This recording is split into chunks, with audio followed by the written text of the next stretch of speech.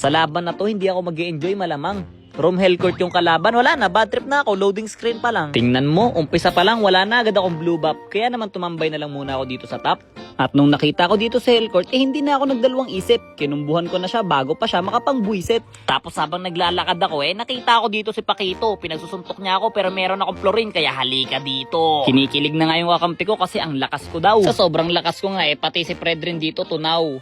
Ako, nakasalubong ko si Guinevere, di binato ko ng kutsilyo sa harap at nakasalubong ko naman si Pakito kaya naman pinakitaan ko ng hold map. O diba, grabe, walang damage, mukhang ako pa ang mabibigyan. Pero ang mahalaga, nagbalik na yung promo Dayas, yung diamonds na kulay yellow. Pwede mo nabilin lahat ng skin na gusto mo sa halagang tagpipiso. Buti nga, madali na lang mag-ipon ngayon ng promo Dayas, hindi kagaya ng dati kong pinagdaanan. Yung panahong swap help pa yung uso, tapos kapag tinulungan mo, bigla ka na lang iiwanan. Anyways, magandang balita yan kasi ang gagawin mo na lang mag-ipon. Hindi yung manghihingi ka pa ng skin sa comment section. Anyways, mabalik tayo sa laro kasi masyado na akong na-busy. Tinatarget na pala ako dito nung naghahalimaw na HC. Akala ba nito hindi ko na alam kung ano nangyayari? Hoy, may karma yan pare. Iniisip ko kung anong skin yung pwede kong bilhin kapag pwede nang gamitin yung promo Dayas. Kayo, meron na ba kayong skin na nasa isip nyo? Anyways, hindi ko na alam kung ano nangyayari sa laban kasi nagkakagulo na sila. Natalo na ako ng ganyan tapos hindi na ako makakilos kasi napakadami ng crowd control dito ni Freddy tapos kumukubo na dun yung Pakito sa hangin tapos hindi pa rin ako tinatanta ng Freddy tapos nag-ulti na ako ng ganyan tapos nag-combo ako ng ganun tapos bigla ako